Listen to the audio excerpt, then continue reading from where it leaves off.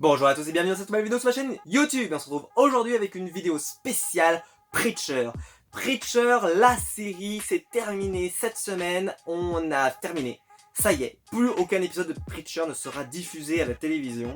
C'est une série, moi, que je regarde depuis le premier épisode. Alors, il faut le savoir que c'est vraiment l'année de Garcenis, puisqu'il y a eu The Boys, qui a cartonné il y a quelques semaines. Il y a eu Punisher, qui est arrivé au début de l'année, qui est beaucoup inspiré, qui a été révolutionné par Garcenis et Steve Dillon. Et ici, on retrouve Preacher. Donc Preacher, c'est l'équipe Garcenis et Steve Dillon qui ont révolutionné un petit peu le comics, on va dire, un petit peu adulte. On pourrait être très schématique. Et leur travail le plus reconnu, il y a le Punisher, qui est, bon, là, ça fait exploser parce qu'ils ont travaillé chez Marvel et que donc forcément Marvel, c'est très connu. Et leur run sur le Punisher est exceptionnel. Il est réédité en Marvel Icon si vous voulez le trouver. C'est génial, il faut l'avoir lu. Je pense qu'il faut l'avoir lu. Mais on va dire leur premier travail qui les a fait connaître, c'est une série qui s'appelle Preacher. Et Preacher, en fait, ça raconte l'histoire d'un prêtre qui, un jour, va avoir une sorte d'éclair lumineux qui va lui tomber dessus, un petit peu comme un peu comme Flash. Sauf qu'au lieu de donner une super vitesse, ça va lui donner la possibilité de pouvoir contrôler n'importe qui par la voix. Donc ce qui suffit que tu arrives à dire à une personne, je ne sais pas moi, tourne en rond pendant plus de 3 heures, il va lui dire ça avec une voix grave, comme ça, tourne en rond pendant 3 heures, hop, et il va tourner pendant 3 heures. Et sans jamais s'arrêter et sans savoir pourquoi. Alors bien sûr c'est du Garcenis, donc du Garcenis il va pas demander ça, il va plutôt demander, le prêtre peut demander par exemple, tire-toi dans la tête par exemple, ou si jamais t'es pas content, jette-toi du pont, et il se jette du pont, ou alors il va lui demander, je suis désolé ça va être grossier, mais mange ta bite par exemple, c'est ce que demande le prêtre à un moment dans un des épisodes. Bref, il y a beaucoup, c'est très grossier, de toute façon Preacher est très grossier.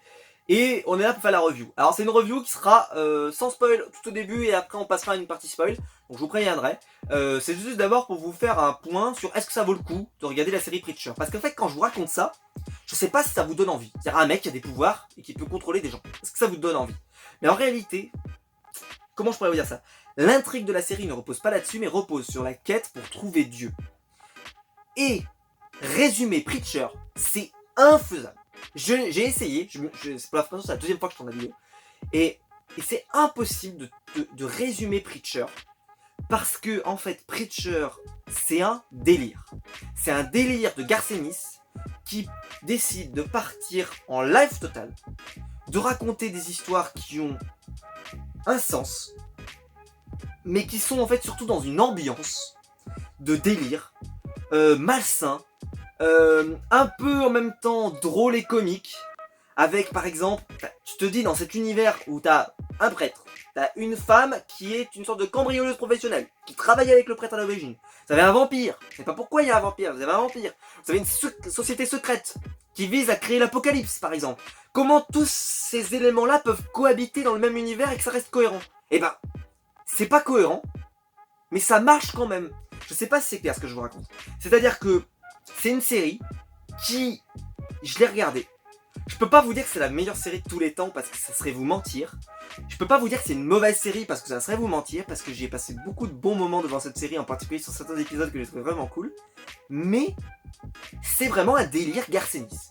Si on aime Garcenis, si vous aimez ce qu'il a fait sur The Boys, si vous aimez son travail sur le Punisher, si vous aimez ce qu'il a fait en règle générale, vous allez aimer en fait. Vous allez aimer parce que vous allez y retrouver tous les codes des œuvres de Garcenis, c'est-à-dire quelque chose de très violent, avec un peu de sang, voire même beaucoup, des discours, des dialogues absolument magnifiques, travaillés, avec toujours une punchline incroyable, avec bien sûr un langage très grossier, très extrême. On n'hésite pas, on parle de sexe, on parle de sang, on parle de ce que vous voulez. Enfin, c'est vraiment, on n'hésite pas. On aborde des sujets divers et variés. Les personnages sont tous ultra travaillés, mais ultra trash. Il n'y a aucun personnage qui est normal dans cette série. Je connais aucun personnage qui est normal. Il y a un personnage, par exemple, il s'est tiré une balle dans la tête, il a une tête en forme de trou de balle. Et justement, tout le monde se moque de lui à cause de ça. Et ce mec-là, par exemple, pour vous donner une idée, il va lui arriver tellement de galères qu'on a tellement de pitié pour lui. On se dit que ça va finir par aller mieux, et ça ne va jamais mieux. Garcenis va s'acharner sur lui du début à la fin, sans jamais s'arrêter. Alors que d'habitude, justement, quand on a un personnage qui souffre au début, c'est pour qu'il ait un parcours initiatique pour se reconstruire, pour trouver d'autres choses. Ça ne va jamais arriver. Ça n'arrive jamais avec le personnage de Garcenis. Il est cruel. C'est quelqu'un qui ne laisse, qui est vraiment un sadique. C'est un Garcenis, c'est assez un sadique. Voilà, il a fait beaucoup d'œuvres, hein. Par exemple, c'est lui qui a fait Cross, je crois de mémoire. Par exemple, c'est pareil, c'est un peu, il y a des gens qui mangent des choses bizarres. Enfin voilà, c'est très étonnant. Moi, j'avais ça dans ma collection, puis je m'en suis débarrassé parce que je prends pas de plaisir à lire ça, mais c'est étonnant. Ou c'est Warren Ellis, je sais plus, bref, Garcenis, ce qu'il faut savoir, c'est que c'est un super auteur, et Preacher, ça vaut pour 2 raisons. La première, c'est que c'est un délire, si vous rentrez dedans, vous allez vraiment kiffer parce qu'il y a des trucs super sympas. Moi j'ai adoré l'histoire de la société secrète, que j'ai trouvé assez cool, et en particulier autour d'un personnage que j'ai trouvé vraiment sympa, et je trouve que tout marchait bien. Comment je pourrais vous raconter ça sans trop spoil? Sans trop spoil, il y a, vu qu'on cherche Dieu, on va aussi se retrouver un petit peu sur la quête de trouver Jésus-Christ par exemple. Trouver Jésus-Christ, mais c'est un délire, c'est indescriptible, enfin sans spoiler, c'est indescriptible. C'est juste, tu te dis mais comment, dans quel esprit malade ces personnages existent dans cet univers et marchent. Et ben on sait pas, mais c'est pas grave parce que ça marche quand même. Tu te retrouves avec des anges, tu te retrouves avec Adolf Hitler par exemple. Quand je vous dis qu'on se retrouve, là j'ai perdu la motivation mais c'est pas grave. Quand on se retrouve avec tout, un vampire, hein, je reprécise, un vampire, un prêtre qui a des contrôles des gens, un mec qui a voulu se suicider, un cow-boy qui vient ça paraît fou ce que je viens de vous dire pour ceux qui ont jamais vu la série, mais en réalité, c'est juste un gros délire. Et si vous aimez ce genre de délire, bah n'hésitez pas parce que vous allez kiffer. Mais si vous aimez pas, en fait, je pense que Preacher, c'est soit on aime, soit on n'aime pas. On peut pas être moitié-moitié, on peut pas se dire, ouais j'aime moyen Preacher. Non, c'est soit on aime bien, soit on n'aime pas du tout. Et moi, je fais plutôt partie des gens qui ont plutôt bien aimé. C'est pas un chef-d'œuvre, je l'ai déjà dit, mais voilà, je suis rentré dans le délire et j'ai réussi à m'y faire. Et j'attendais mon petit épisode de Preacher assez régulièrement et j'étais content de le voir. Et je suis plutôt content qu'il y ait eu des épisodes de Preacher là qui sont sortis dans les différentes, voilà, que ça soit arrêté aussi pas trop tard aussi, qu'ils n'aient pas été annulés par exemple, qu'on ait vraiment eu la fin. Mais par exemple, je peux pas vous dire si la fin est la même que dans le comics, mais je pense que oui, parce que la fin fait vraiment fin. Alors elle fait un peu rusher, je sais pas s'ils ont appris qu'ils étaient, donc la série allait s'arrêter à la saison 4, et qu'ils se sont dit, bon bah alors on termine toutes les intrigues rapidement. Et c'est vrai que la dernière saison était un peu costaud, et quand tu la regardais, t'avais vraiment l'impression que là, le récit avançait quand même beaucoup plus vite, par rapport à la saison 2 par exemple, où ça a un peu traînassé au milieu des fois. Voilà, des fois il y avait quelques petits épisodes un petit peu complexes, mais sinon voilà. Moi je vous la recommande parce que je vous demande en tout cas de y jeter un coup d'œil. C'est-à-dire de vous dire, je regarde, je vois si ça me plaît, si ça me plaît pas. Si ça me plaît, bah je continue de regarder, si ça me plaît pas, bah vous arrêtez. Mais si tout ce que je vous ai dit ne vous fait pas peur, et que vous vous dites, par exemple, Adolf Hitler est drôle dans la série, et je peux vous dire que c'est malaisant, ce genre de truc. Parce que c'est pas normal d'avoir un Adolf Hitler drôle, ou même attachant même d'ailleurs. C'est même pire que tout, il va même se retrouver des fois à être attachant. C'est pas normal, c'est anormal que ça se produise. Et bah pourtant ça va arriver, et ça va être malaisant, mais en même temps, bah la série fonctionne, donc voilà. Voilà, je peux pas vous en dire plus sans spoil. Donc bah allez voir ou n'allez pas voir, faites-vous votre avis et revenez quand vous aurez vu. On va passer à la partie spoiler. J'ai quelques trucs à vous dire et voilà. Donc spoiler. Alors pour la partie spoiler, ça va être assez simple. Il faut vraiment que je vous parle de tout ça. Alors, maintenant vous avez vu la série, et donc vous savez que Jesse a récupéré une arme en fait qui a été abandonnée par le paradis, qui lui permet de contrôler tout le monde. Il va donc partir à la recherche de Dieu qui a disparu et qu'on ne retrouve pas au paradis, on ne sait pas où il est. Et donc ils vont le chercher, et il va le chercher pour essayer de comprendre un petit peu pourquoi la vie a été aussi difficile sur lui, et aussi sur les autres personnages qu'il a autour de lui. En particulier Tulip aussi, qui a pas mal souffert dans sa vie. On va se retrouver donc dans une quête, où ils vont se retrouver avec un copain qui est donc vampire, Cassidy, qui est, je l'ai trouvé moi toujours hyper marrant. Franchement dans cette saison par exemple, c'est pour vous dire à quel point c'est barré. Cette saison par exemple, il va se retrouver capturé, et on va lui couper le prépuce à vitam aeternam pendant des jours et des jours et des jours, puisque c'est un vampire donc il se reconstitue. Mais qui fait ça quoi? Qui fait ça? Garcenis, qui fait ça? Qui écrit un truc pareil et dit, alors moi, vous voyez, moi pour la torture, j'ai prévu mon personnage, on va lui couper la bite, et il va se reconstituer la bite tout le temps, et on va la recouper, couper. Non mais sans déconner. Qui fait ça? Qui fait ça en 2019? Je ne sais pas. Qui fait en 2019 un personnage chauve qui mène une société secrète qui est hyper barrée, et que tu découvres à la fin que son seul objectif c'était de retrouver sa beauté, mais comment c'est possible? Et en plus il se retrouve avec une perruque blonde, il est immonde cet homme, mais comment ça marche? Je ne sais pas. Il se retrouve, cette scène aussi, où il est abandonné dans le désert par Jessie, et il est bouffé, on lui bouffe la jambe, et les mecs lui servent la jambe qu'ils sont en train de bouffer. Mais c'est pas possible. Et tu vois la jambe qui est en train de tourner. Mais comment ça marche? Comment cette série peut exister, peut fonctionner? Comment on peut en avoir un Adolf Hitler où on va te montrer son enfer et on va comprendre pourquoi il aime pas les juifs? Et que ça a rien à voir avec ce qu'on nous racontait sur la crise économique, etc. Qu'en fait c'est lié au fait qu'on l'a humilié devant une femme et que là il a pris cette haine de la communauté juive. Et c'était génial, c'était une inventivité incroyable. Il y a que des trucs de dingue. Alors là je voulais vous préciser, moi je l'ai regardé en VO et en VF parce que je suis un psychopathe. Et la VO est très excellente, mais la VF est excellentissime. Elle est même meilleure que la VO, ce qui est assez rare. Mais elle est très très bonne, là, en particulier sur la voix de Star par exemple, qui a une super voix en VF. En VO elle est très bonne, mais en VF il a cette bonne voix bien allemande, bien très très cool quoi, que j'aime énormément. Et puis Jessie a une super voix, Tulip a une super voix, Cassidy a une voix géniale. Enfin, en VF les voix sont, les doubleurs, on récompense jamais assez les doubleurs parce qu'il y a des très mauvaises VF. Regardez par exemple Gotham, par exemple, une affreuse VF, donc ces gens là ils ne devraient pas bosser sur des VF. Par contre celle de Preacher est excellente par exemple. Voilà. Donc il faut pas condamner la VF, moi j'ai jamais condamné. J'adore les Simpsons en VF par exemple. La Preacher, je considère que c'est une des séries que vous pouvez regarder en VF, donc vous n'avez pas d'excuses pour pas la regarder, vous pouvez la regarder en VO et en VF, elle marche dans les deux cas. Ce qui n'est pas le cas de certaines séries comme Gotham, il faut regarder en VO, sinon c'est la cata.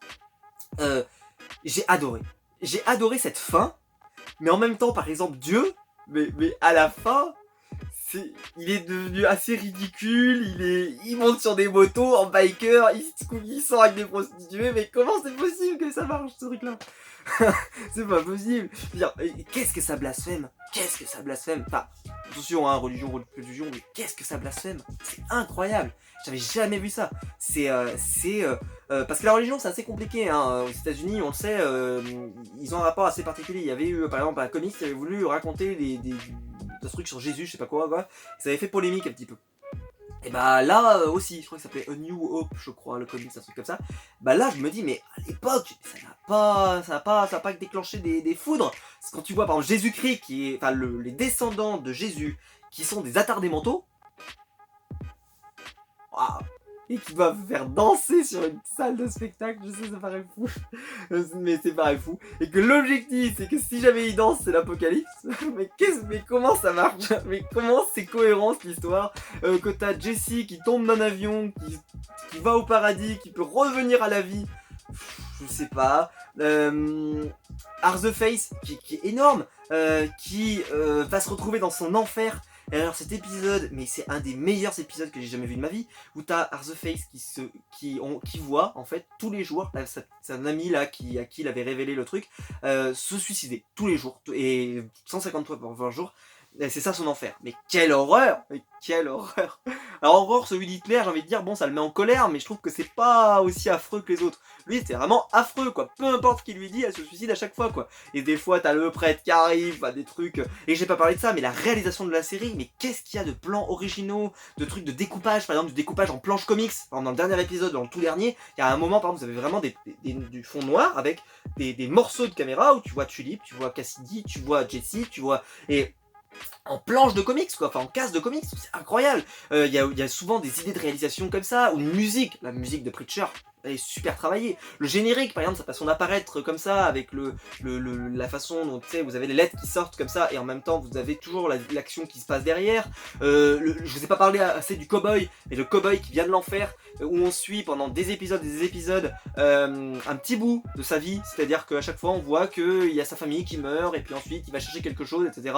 Et il y a cette musique, il manga après, machin. Ça fait une ambiance hyper étrange. Et franchement, les mecs qui ont bossé sur cette série, ils se sont éclatés en termes de réalisation. En termes de mise en scène, surtout, même, je parle même, enfin, en réalisation, ça reste quand même très série télé. Hein. Mais en termes de mise en scène, ils se sont vraiment éclatés, les mecs. Les mecs, ils ont essayé, ils se sont dit, on a quand même un truc, on a un comics, et bon, on a envie de faire un peu tout. On a envie aussi bien de s'amuser avec du comics que de s'amuser avec les codes du comics. Et c'était sublime. Moi, j'ai adoré. Et je vous le recommande, mais parce que c'est une série qu'il faut avoir vue. Et vu, vous l'avez dans la partie spoil, ça veut dire que vous l'avez vue. Mais je regrette pas de l'avoir regardé. Mais c'était totalement barré.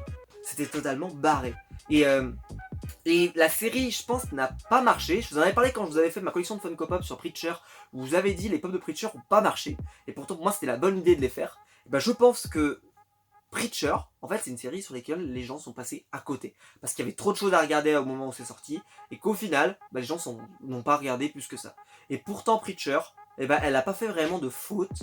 Et quand je vois le buzz qu'a eu par exemple la série The Boys par exemple sur Amazon, et je pense que si Preacher avait été sur Amazon, il y aurait eu du buzz également. Mais au final, et j'ai l'impression que c'est fini vachement dans l'anonymat, pardon, le plus total, et que ça s'est terminé d'une manière, voilà, un peu étrange et voilà, un peu dommage. Voilà. Parce que j'ai eu l'impression que ça s'est fini un peu vite, et que surtout ça s'est fini dans l'indifférence, c'est-à-dire que ça n'a pas explosé comme ça aurait dû. Parce que très clairement, cette œuvre méritait une adaptation telle qu'elle a eu là dans la série avec AMC. Et je sais que cette série, au moins elle existera et on pourra parler d'une adaptation de Preacher aux gens. Ça va leur dire, voilà, si vous voulez savoir ce qu'il y a dans Preacher, regardez l'adaptation. Je sais pas si elle est très fidèle. Je sais que par exemple, j'ai découvert ça dans les commentaires de quelqu'un qui m'a mis que Tulip par exemple était blanche et n'était pas noire dans le comics. Donc déjà, un changement. Moi, j'aurais pas trouvé ça cool. Mais je trouve que vu que ce n'est pas un élément qui est abordé dans la série, ça ne change rien. C'est-à-dire que il n'y a aucun moment où elle subit du racisme, par exemple. Je pense dans le comic, ça doit être pareil. Donc, sa couleur de peau n'a pas été utilisée dans l'intrigue, donc ça n'a pas changé le personnage, donc ça ne me dérange pas. Voilà. Enfin voilà, j'aime beaucoup ce que j'ai regardé, mais c'est très compliqué de le décrire. J'ai voulu le décrire à des personnes pour leur donner envie de le regarder, mais c'est très complexe. Parce que cette quête de Dieu, au final, elle est qu'une semi-intrigue. Dans une intrigue plus générale sur le sauveur, l'apocalypse, l'accomplissement de soi. Par exemple, dans la même série, t'as une personne, par exemple, qui organise des combats souterrains et dans lequel participait Jesse en tant qu'arbitre, enfin un petit peu en tant qu'annonceur arbitre, on pourrait dire. Comment ça marche dans cette série où t'as en même temps Hitler, en même temps un vampire, en même temps machin. T'as en même temps, dans cette même saison, tu as par exemple un vampire qui monte une communauté de vampires et qui tue les autres vampires. Enfin, et tu te dis, mais comment ça marche en même temps que t'es en train de chercher Dieu et en même temps que t'es en train de chercher autre chose et en même temps que tu as l'enfer, le paradis. Enfin, c'est incroyablement un fourre-tout qui pourtant à la fin arrive quand même à clôturer la plupart de ses intrigues et arrive plus ou moins à être cohérent. Et je voudrais juste parler de la fin où Cassidy enlève son chapeau et se brûle entièrement sans que Tulip le voie. Et pourtant il lui dit comme dernière phrase, on se reverra un jour. Je ne comprends pas pourquoi il se suicide à ce moment-là. Pourquoi Jesse meurt par exemple. Ça, on n'a pas l'info, il meurt, comme ça. Tulip, elle, je comprends pas, elle a l'air de ne pas avoir vieilli. Et pourtant ça te dit quand même un certain nombre d'années plus tard. Et elle a l'air de ne pas avoir vieilli. Ce ne joue pas pour Cassidy, c'est normal. Mais pour elle, c'est pas normal. Donc je me suis dit, la grosse révélation, c'est qu'elle va avoir. Et elle va arriver, elle va dire, je suis un vampire maintenant. Enfin, en fait, il l'avait mordu, j'en sais rien par exemple.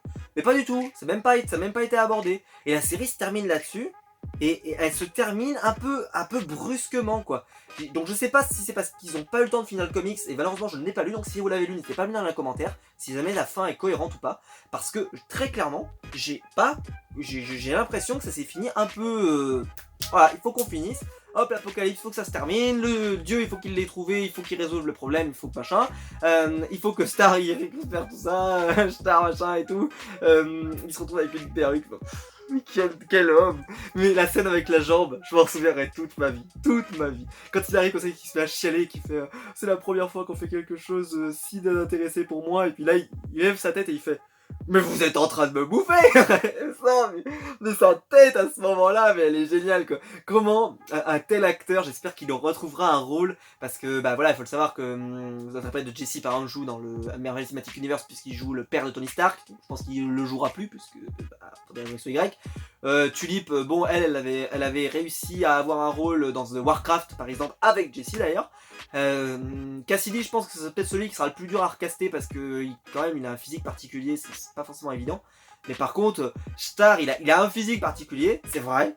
Mais par contre, il est tellement bordélique dans son esprit que j'aimerais bien le revoir dans un autre, par exemple, il ferait un super Lex Luthor, par exemple, dans un DC Extended Universe, il aurait fait un super Lex Luthor, un peu barré, un peu étrange, un peu vieux par contre, ça fait un Lex Luthor un peu vieux, mais c'est pas grave, parce qu'il suffirait de prendre un Clark Kent un peu vieux, ça dépend, on n'est pas obligé d'avoir un Clark Kent jeune. Enfin bref, j'ai trouvé ça génial.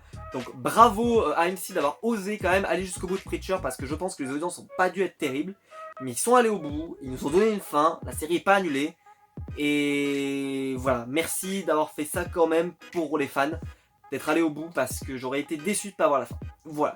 Et que la série vaut le coup, mais si vous rentrez pas dans l'univers, vous acharnez pas parce que ça ne changera jamais, ça va rester un univers très bordélique. Voilà.